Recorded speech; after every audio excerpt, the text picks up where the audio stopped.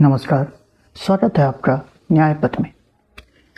हम लोग ऑर्डर 6 पढ़ रहे थे, आइए उसे कंटिन्यू करते हैं। ऑर्डर 6 रूल 7 डिपार्चर मतलब फेरबदल।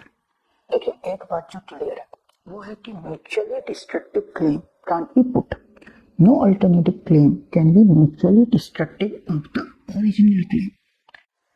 अल्टरनेटिव प्ली आप कर सकते हो, पर कोर्ट पे ऑब्लिगेशन रहती है।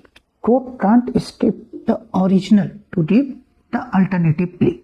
If court can give original मतलब आपने दो प्ले की, पहली जो आपकी फर्स्ट चॉइस है, दूसरी अल्टरनेटिव, यदि ये नहीं तो ये।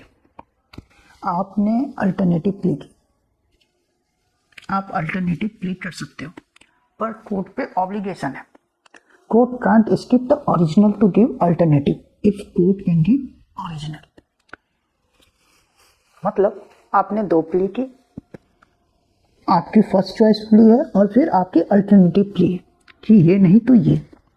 अभी कोर्ट आपके फर्स्ट चॉइस प्ली पर रिलीफ दे सकती है तो वो देगी, यदि नहीं दे सकती तो अल्टरनेटिव पे विचार कर सकती है या करेगी। ऐसा नहीं कि अल्टरनेटिव दे दे और फर्स्ट चॉइस छोड़ दे, यदि फर्स्ट चॉइस दे सकती थी तो। और ये चीजें बताई गई थी विनय चंद वर्सेस रमाकांत 2009 सुप्रीम कोर्ट के केस में। उसके बाद रूल 8 में है डिनाइल ऑफ कॉन्ट्रैक्ट। यहाँ बात डिनाइल ऑफ फैक्ट्स की हो रही है जो कॉन्ट्रैक्ट में है, ना कि ऐसे कॉन्ट्रैक्ट की लीगैलिटी की बात हो रही है।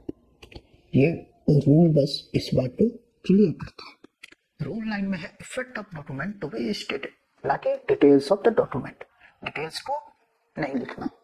रूल 10 में है मैलिस नॉलेज एटीसी। इस रूल का निचोड़ यही है कि माइंड कंडीशन डिपेंड करता है एविडेंशियल फैक्ट्स पे, पर अपन प्लेडिंग में स्टेट करेंगे स्टेट ऑफ माइंड, ना कि एविडेंशियल फैक्ट्स।